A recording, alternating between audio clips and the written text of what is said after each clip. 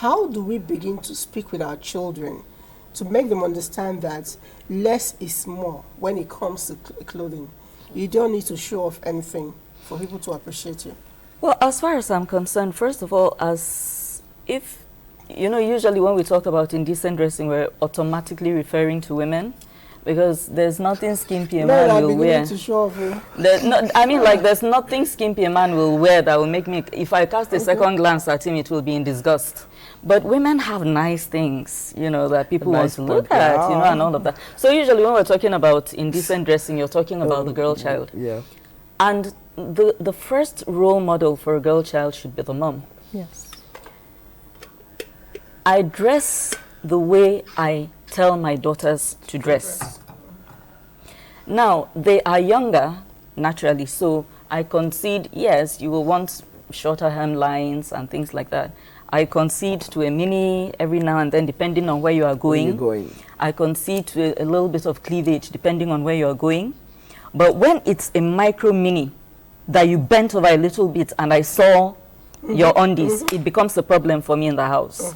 When you tell me you are going to visit your friend who never comes to my house in shorts, but you want to leave my house in shorts to go and visit her in her parents' house so that they realize how useless I am, it becomes a problem. No, true. Yeah, because your friend that is coming to visit you in our house always comes nicely dressed, covered up. You are leaving our home half naked to go and visit that same friend. What impression do you think her mother her parents are going to have of the home you are coming out of? And that becomes a problem for me. So as a mother, you have to be the first role model so that you have a pedestal to stand on and speak. I cannot be half naked going out, maybe even without my husband, and then come and try to dictate to them. It's not going to happen. They may not answer me back, but they will grumble under their breath, and they will do it in their mind to tell them, after all, that is what you are also wearing. So the mothers have a part to play in that, knowing fully that young people tend to be shaped more by what they are seeing in the media. True.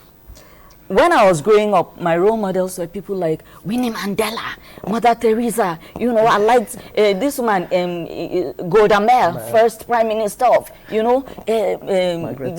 Margaret Thatcher. All these women, they are powerful.